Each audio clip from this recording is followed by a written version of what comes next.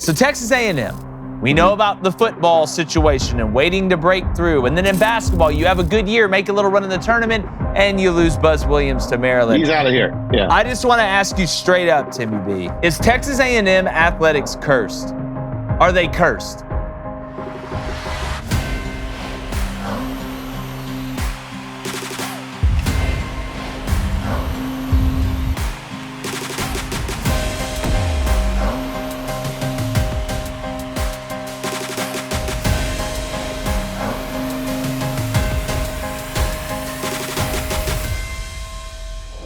We always love to welcome our guests, and we try and treat them all equally. But let's be honest, there's some that we like better than others. I mean, I'm not asking you to pick kids right here. This is just guests on a sports show. And as usual, one of our favorites, the Hall of Famer, the legend, the lefty with that sweet swing there on the golf course, our buddy Tim Brando. Timmy B, what's up, dog? What's up? Blaine, my man. Oh, and you too. You too. Jake. Yeah, you too, Jake. How you doing? Yeah, I'm doing good. You see, Cone's not here today, so unfortunately, God has presented you with a big problem. That's that you only have to deal with both of us, which I don't envy. How our parents didn't go insane. It always shocks me. I'm surprised you didn't ask me to be a co-host on the entire show today. But Tim, I tried. Yeah, I tried. He did.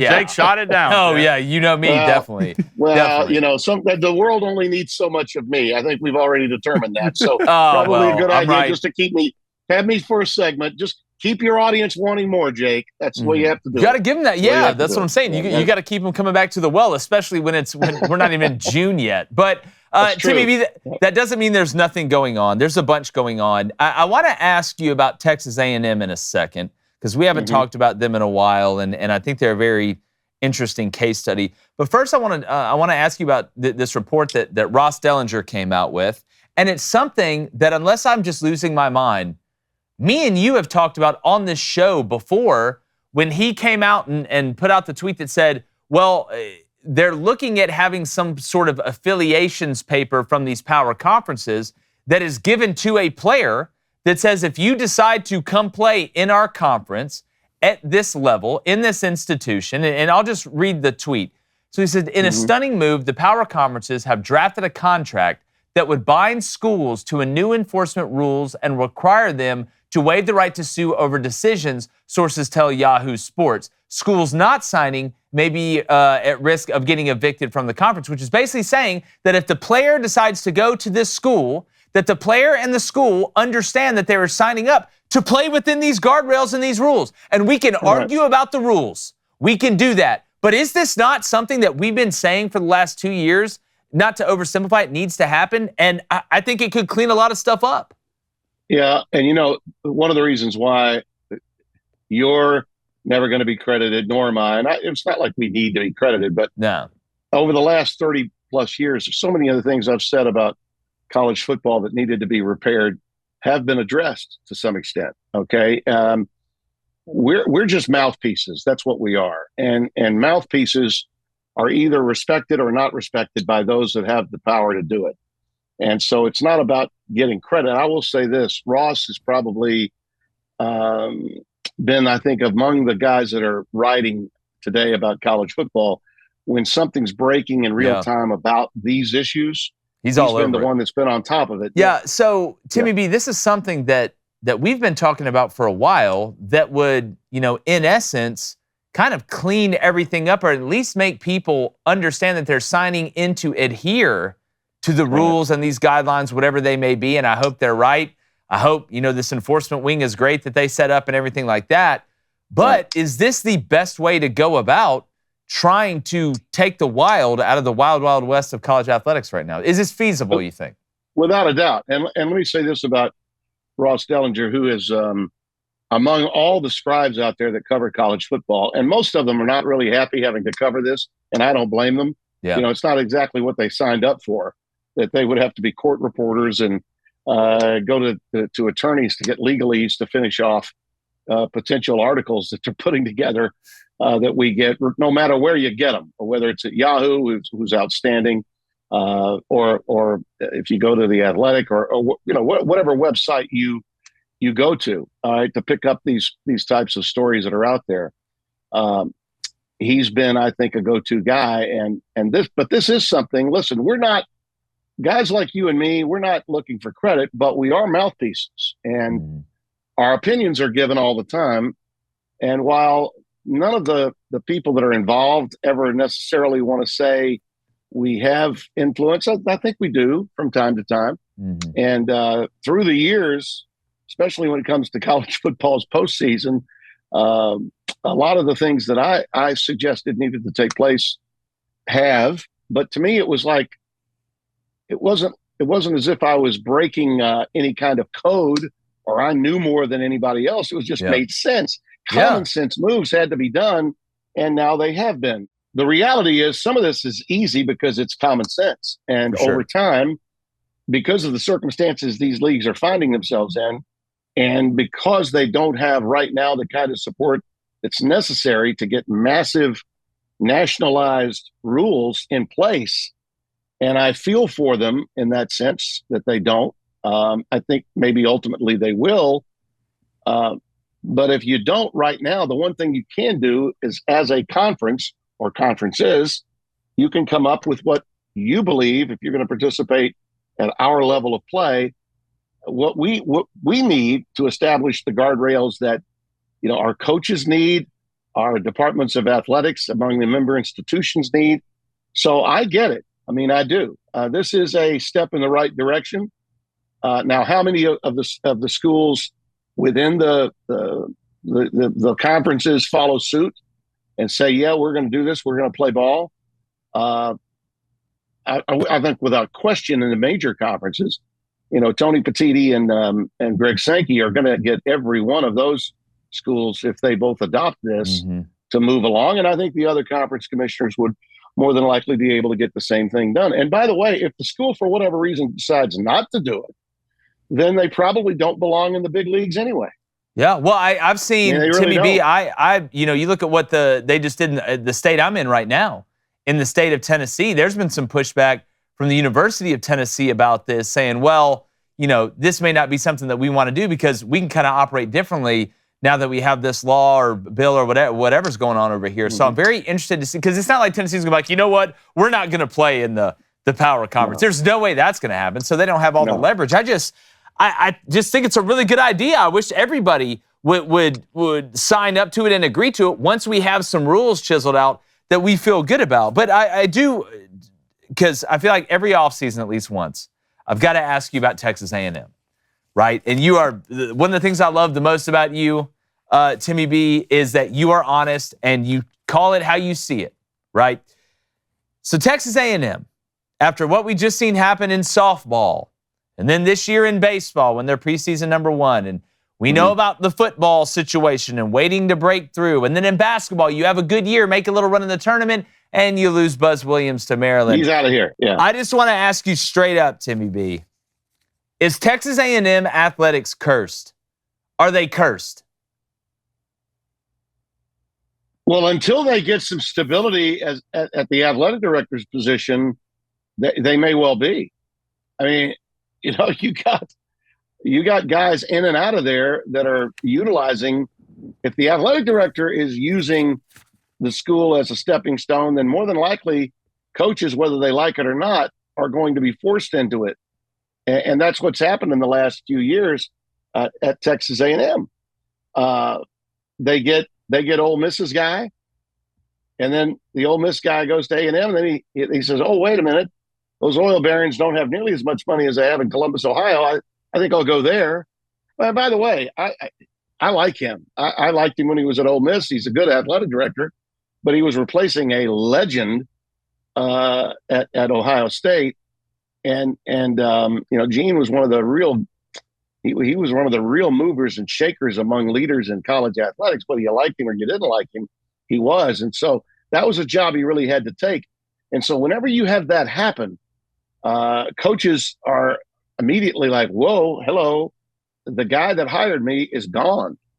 So, and that's just the nature of the beast right now, fellas. Every president, every athletic director wants their guy. they want their guy. And I guarantee you that's why Buzz got out. It's not because he couldn't do it there, but Buzz sort of was he was on record long before he got to A&M that by year 7, year 8, if you haven't gotten to the Elite 8 or the Final 4, then you need to get out of there. Okay? Mm-hmm. Because that's how fans are. They get tired of your rhetoric if you've not gotten to a certain point.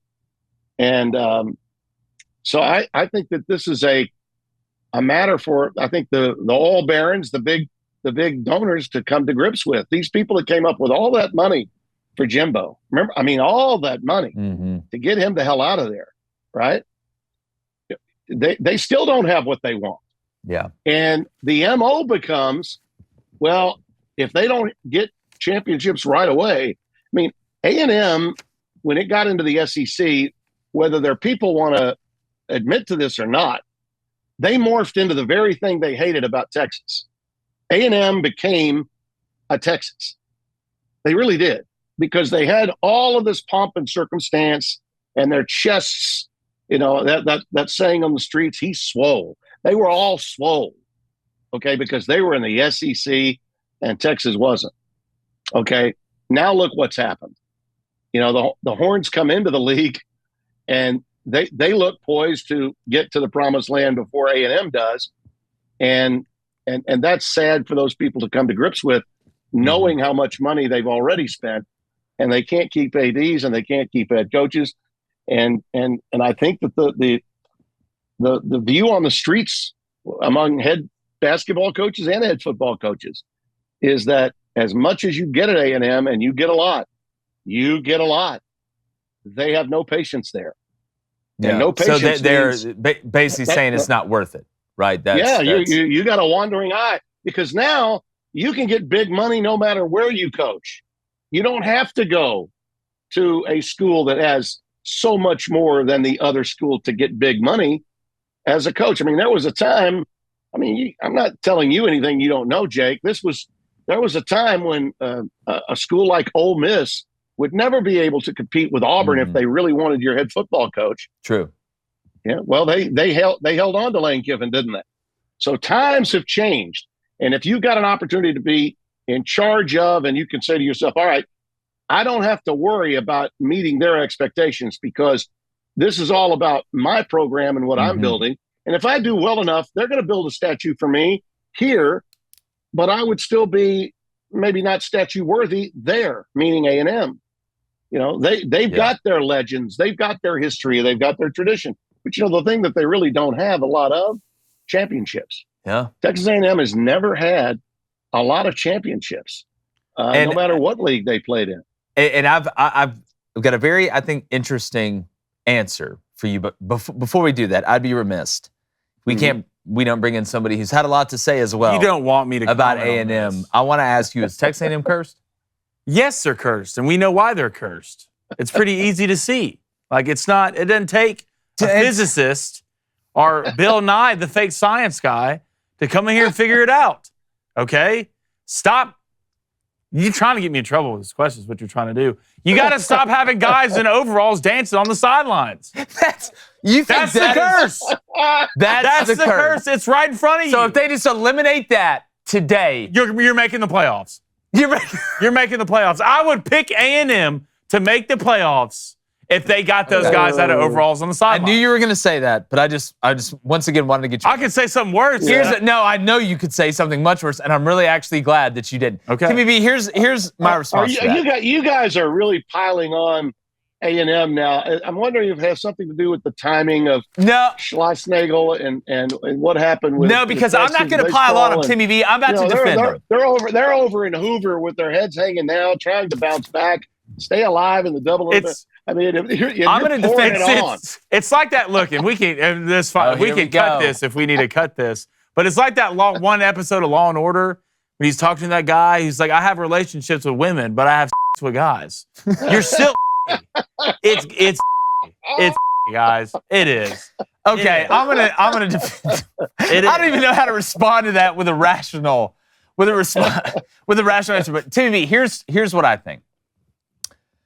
In order to believe in curses, you have to also believe that curses can be broken, right? Correct. Right? You have to believe they can be broken. Correct. All right, and it's funny because all I heard was about how cursed Auburn was in athletics and in sports for so long, and then finally you win the national championship in 2010. You go back to another one in 2013. I heard growing up how cursed the Red Sox were and how cursed the Cubs were. And I remember Steve Bartman reaching up and catching that foul ball from Moises Alou. Yeah. But what happened, the curses have been broken.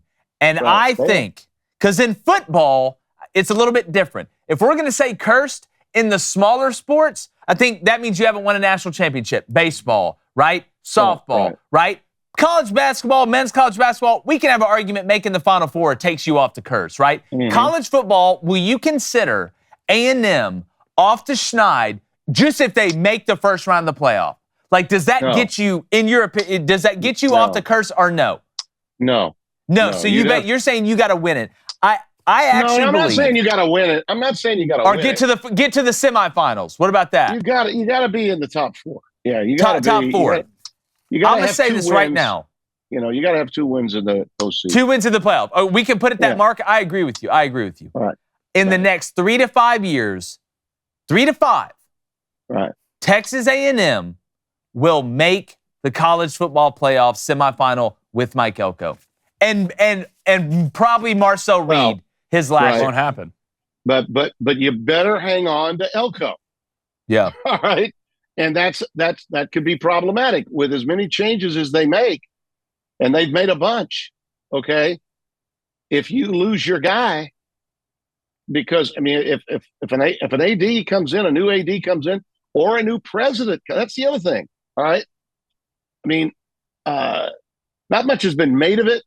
Okay, but neighboring LSU, a big rivalry, they just announced this week that the president of the university is on his way out. He's leaving for Rutgers, by the way, William Tate. And by the way, good riddance to him, in my opinion. I think LSU is going to be better off without him.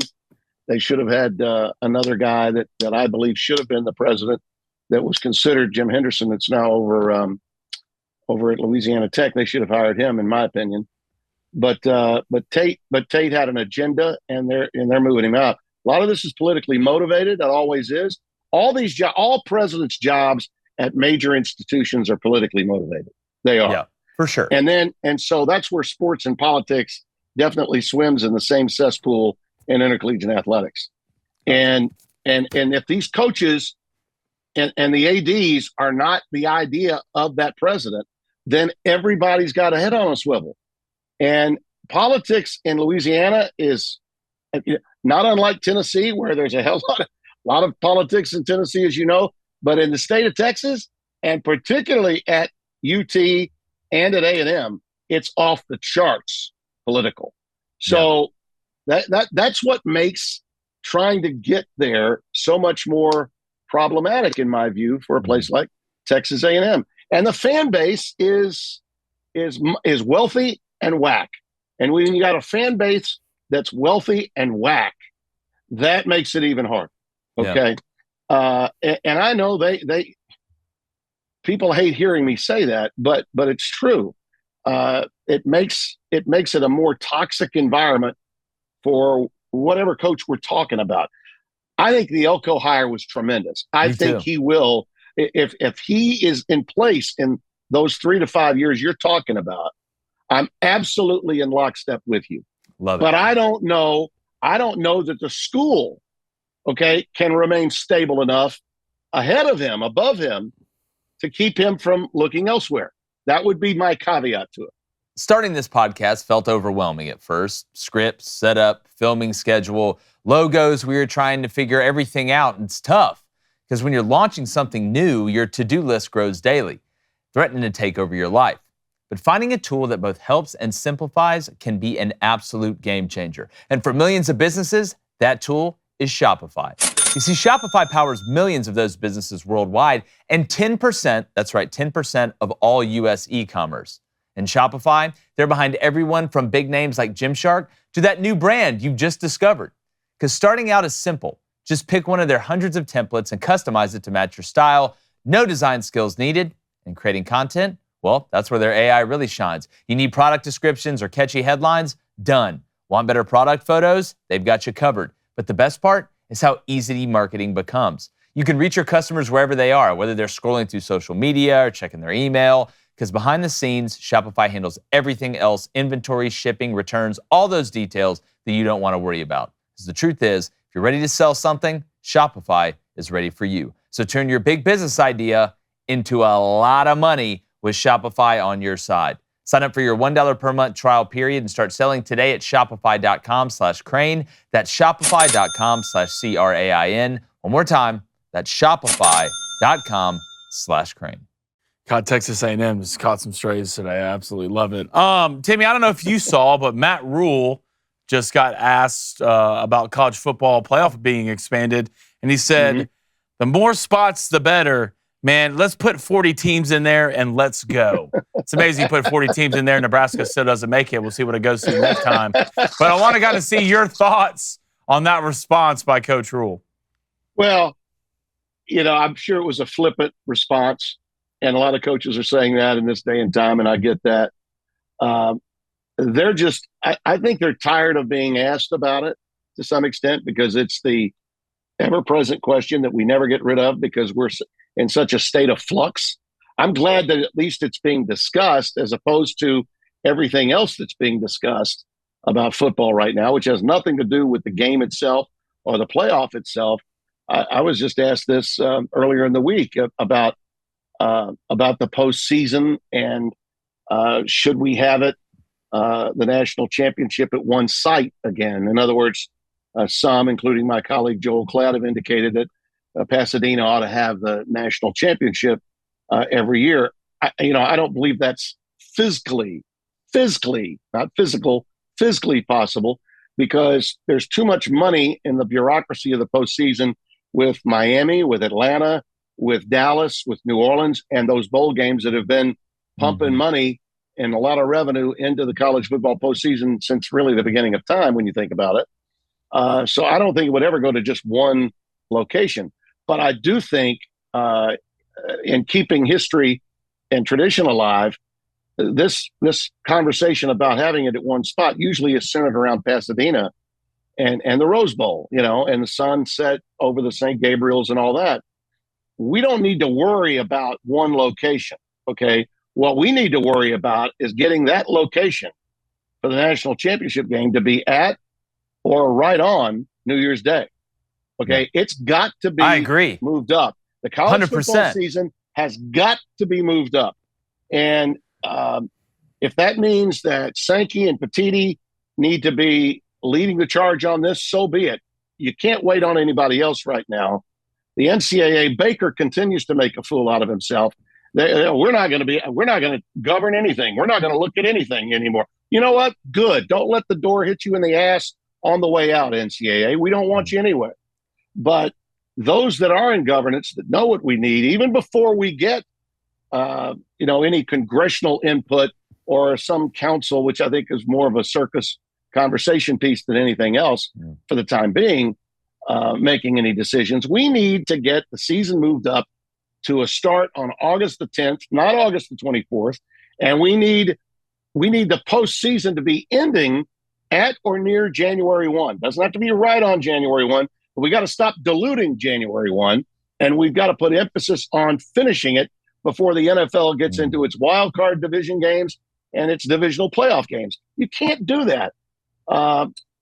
They're coming to television networks right now, fellas, and saying, we need more money. Well, right now, the only network willing to continue to lose mammoth amounts of money is the worldwide leader. You're not going to get many takers besides ESPN if this thing is going to go all the way till the end of January like it did before. That's just not smart. Yeah, that is not smart. But if you got it closer to the first of the year, then and only then, if you're needing more money, could you potentially, with 16 teams, have multiple networks involved? But right now, it's a loss leader for television networks. And, ESPN, to their credit, is paying a boatload of money, but they're also losing. I don't know how they do it. I mean, it's those ears of Disney have a lot of cash flow, man. A lot of cash flow. They are bigger than big because, they've lost their rear end on the NBA, and they're losing their rear end with the post. So much so that they, subleased those games in the first round to Turner because, Turner lost the NBA and was desperate to keep its cable rights fees going. So we'll take your game and we'll even take your announcers. Just bring it over here. Yeah. But how many people do you know still talk about that SMU Penn State game that was on TNT? Not many people saw that. I agree. Game. I mean, let's be honest about Disney. They can't even do Snow White right anymore. So I don't. Let alone that's the sports not good side for the game. We got to get college football's calendar straight. Yeah. Okay, for college football to flourish the way we want it to flourish. And the people who agree with you the most are the actual coaches. Believe it or not, I do find it funny, however, that it's always the teams that haven't been in the playoff that really want to keep expanding the playoff, or at least those coaches. Yeah. Like either Kirby Smart and them are just like, I don't care. Like Matt Rule's like 40, how about 50? Just whatever spot 60. They finished. Whatever, just wherever, the spot they finished the year before, just one past that, so they wouldn't even have to sweat it out.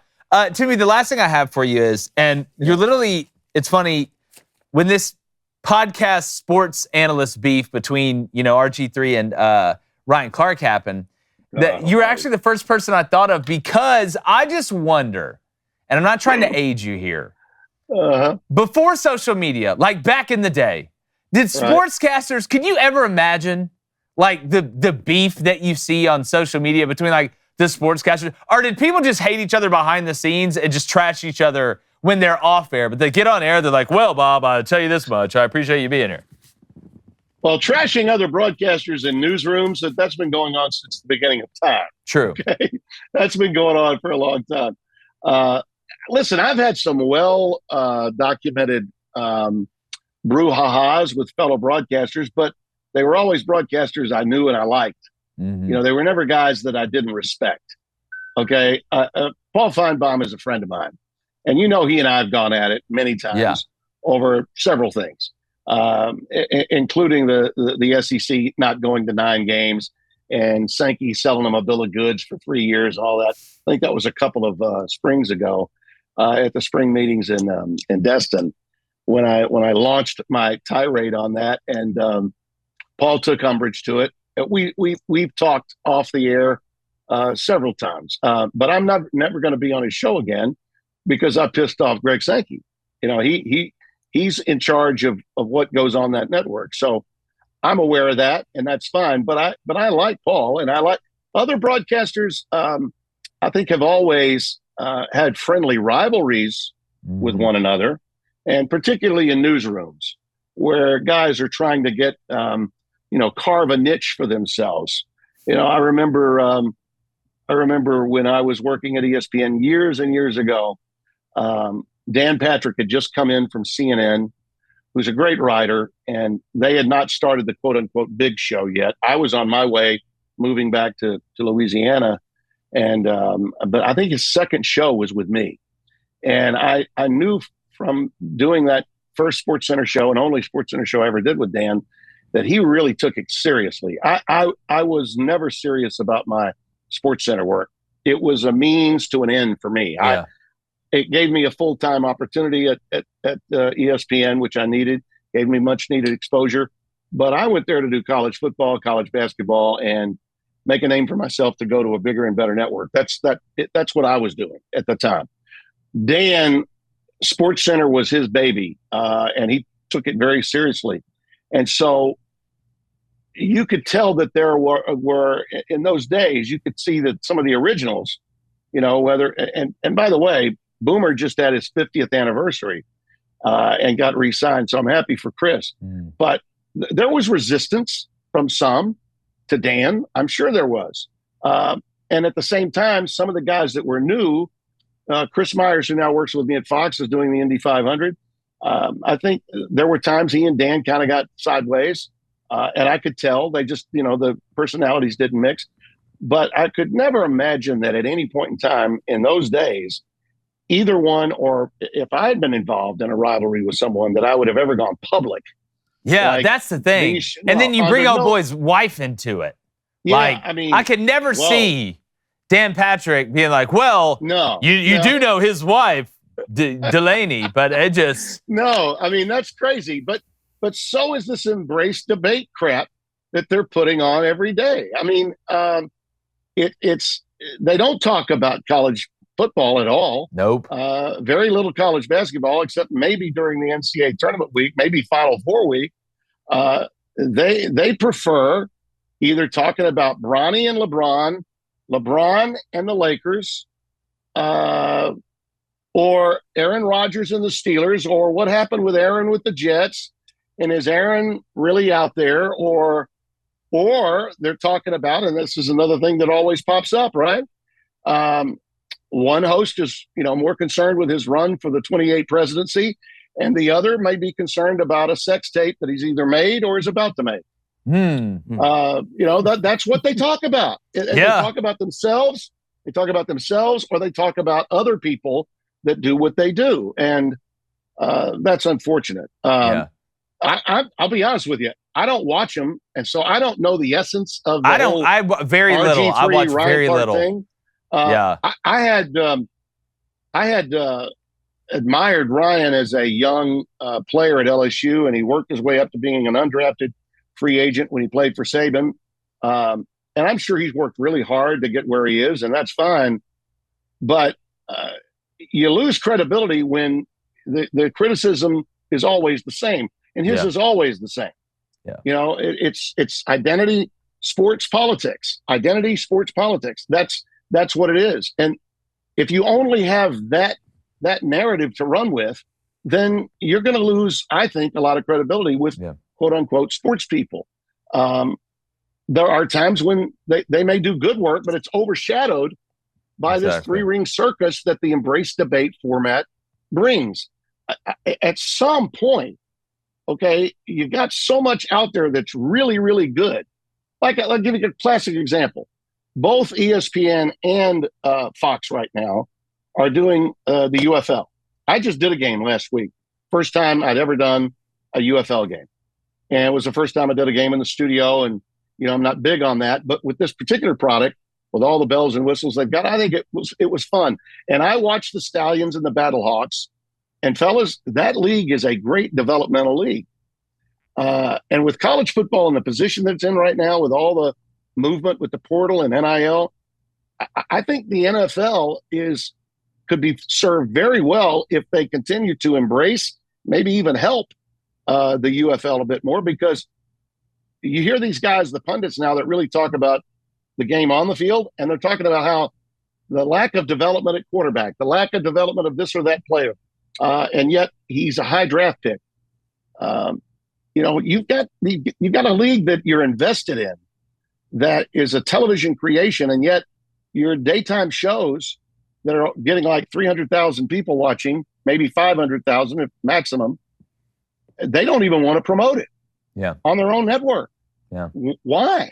Why wouldn't you invest some time talking about a sport? I get it. Yeah, I get it. Your betting arm is going nuts with it, right? Yeah. They've got, in the middle of a game, they've got someone from, whoever the network is tied to, talking about the odds for this team to win after one quarter of play. Why won't your daytime?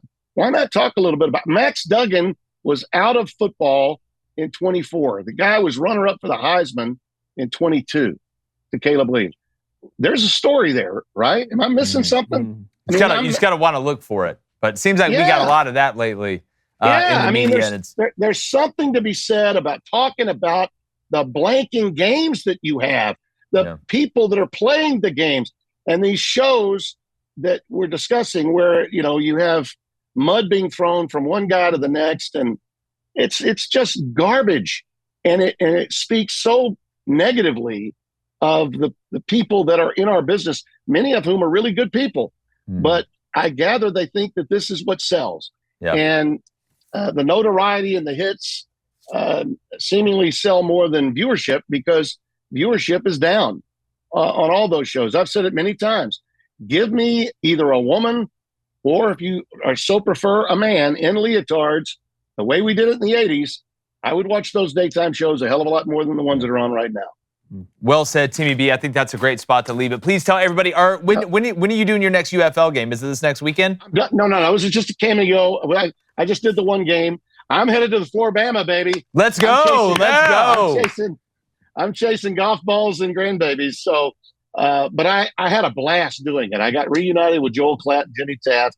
And I'll make you a little prediction right now. If you do want to get involved in the UFL, Anthony Beck's Battlehawks, his son Rocco's the quarterback at Iowa State. He's got a ton of Iowa State teams, players on that team. Akeem Butler's one of them. Mike Rose, an old linebacker. They got several Iowa State guys on that team. I think they and Birmingham, okay, and the Stallions have used 5 different quarterbacks. Lou Holtz's son, Skip Holtz, is the king of spring. He's won 3 straight titles. He's going for a 4th.